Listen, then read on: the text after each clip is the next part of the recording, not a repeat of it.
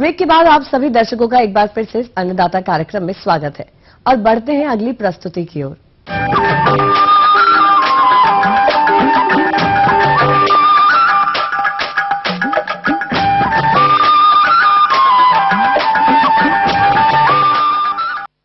कुक्कुट पालन के अंतर्गत यदि टर्की पालन की बात करें तो हमारे छत्तीसगढ़ राज्य में इसका प्रसार बहुत तेजी से हो रहा है, लेकिन कृषकों को इसकी वैज्ञानिक प्रबंधों के बारे में ज्यादा नहीं जानकारी होने के कारण वह इस व्यवसाय में अच्छा लाभ नहीं ले पा रहे। तो किसान भाइयों, यदि आप भी टर्की पालन करना चाहते हैं अथवा किए हुए हैं तो आप कैसे करें इनका प्रबंधन, आइए जानते हैं कार्यक्रम के अंश के माध्यम से। टर्की पालन मुख्यतः मांस उत्पादन हेतु किया जाता है। इसका सफेद मांस चर्बी रहित के साथ साथ अधिक स्वादिष्टता के कारण अधिक पसंद किया जाता है। यह लघु तथा सीमांत कृषकों के जीवन स्तर को ऊंचा उठाने का एक सशक्त माध्यम हो सकता है, क्योंकि टर्की पालन आवास, उपकरण एवं प्रबंधन पर अल्पतम व्यय करके खुले एवं अर्ध सघन पद्धति में किया जा सकता है। टर्की की व्यावसायिक प्रजातियां मुख्यतः वन्य टर्की से विकसित की गई हैं। प्रमुख प्रजातियों में लार्ज व्हाइट, ब्रांच तथा स्मॉल व्हाइट अधिक प्रचलित है। टर्की पालन का कार्य कोई कठिन कार्य नहीं है। टर्की पालन प्रारंभ करने के बाद थोड़ा सा ध्यान देने की आवश्यकता होती है। ब्रूडिंग के कुछ सप्ताह के दौरान टर्की को गर्म तथा सूखे वातावरण में रखना अत्यंत आवश्यक होता है। यदि अच्छी प्रजाति से टर्की पालन का कार्य प्रारंभ किया गया है और आहार, आवास तथा प्रबंधन की उचित व्यवस्था की गई है तो निश्चित ही व्यवसाय को लाभकारी व्यवसाय बनाकर अच्छा लाभ अर्जित किया जा सकता है। टर्की पालन सामान्यतः सघन बिछाली पद्धति में किया जाता है। आवास में फर्श स्थान की आवश्यकता पक्षी की आयु तथा आकार आदि पर निर्भर करता है। उपरोक्त प्रकार की आवास व्यवस्था में 8 सप्ताह, 8 से 12 सप्ताह, 12 से 16 सप्ताह तथा 16 सप्ताह से ऊपर के प्रजनक पक्षियों के लिए क्रमशः प्रति पक्षी 1.25 वर्ग फुट, 1.50 वर्ग फुट, 2.5 वर्ग फुट तथा 4.0 वर्ग फुट फर्श स्थान की आवश्यकता होती है। टर्की को कम से कम फर्श स्थान में भी पाला जा सकता है, बशर्ते अच्छी प्रबंध व्यवस्था हो। ब्रूडिंग के दौरान टर्की चूजों की उचित प्रबंध व्यवस्था रखनी चाहिए।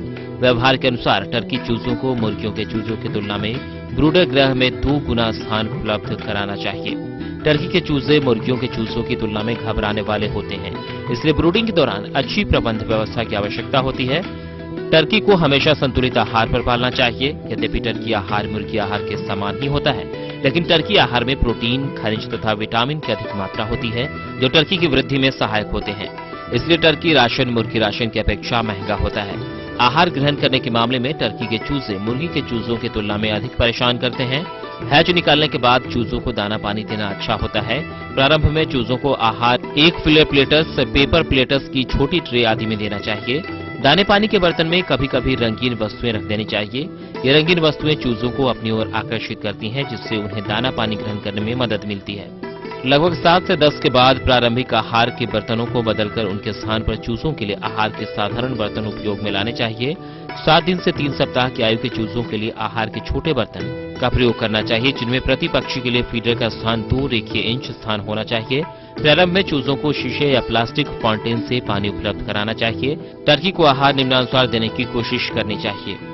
टर्की के वर्धनशील चूजों के लिए आहार कार्यक्रम: 0 से 6 दिनों के लिए स्टार्टर राशन 28% प्रोटीन, 6 से 8 दिनों के लिए ग्रोवर प्रथम राशन 26% प्रोटीन, 8 से 16 दिनों के लिए ग्रोवर द्वितीय राशन 22% प्रोटीन, 16 से ऊपर दिन के लिए फिनिशर राशन 16% प्रोटीन। टर्की का विपणन 16 सप्ताह की आयु पर किया जा सकता है। 16 सप्ताह की आयु पर मादा पक्षी का शरीर भार लगभग 8 किलोग्राम तथा नर पक्षी का 12 किलोग्राम तक हो जाता है।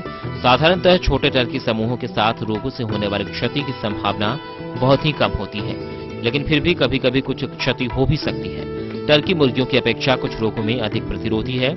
रानीखेत रोग, पक्षी चेचक तथा कॉक्सीडियोसिस की समस्या कहीं कहीं टर्की में आती है। टर्की में सामान्य रूप से लगने वाली बीमारियां पक्षी कालरा, पक्षी टाइफाइड, सिनोविटिस तथा गूल कृमि आती हैं। टर्की को मुर्गी तथा अन्य कुक्कुटों से अलग रखना चाहिए ताकि उन्हें ब्लैकहेड नामक बीमारी से बचाया जा सके। कैनावालिज्म से बचाने के लिए पक्षियों को आवास में पर्याप्त स्थान उपलब्ध कराना चाहिए। चूजों का क्रय हमेशा विश्वसनीय हैचरी से करना चाहिए एवं उनमें प्रमुख रोगों के टीके समय से लगवाने चाहिए। उपरोक्त बिंदुओं को ध्यान में रखकर टर्की पालक काफी हद तक पक्षियों की विभिन्न बीमारियों से बचाकर उनसे अच्छा उत्पादन ले सकते हैं और व्यवसाय को लाभकारी व्यवसाय बना सकते हैं। आगे और भी हैं कुछ रोचक जानकारियां, पर यहां पर रुकेंगे एक और कमर्शियल ब्रेक के लिए। जल्द हाजिर होते हैं।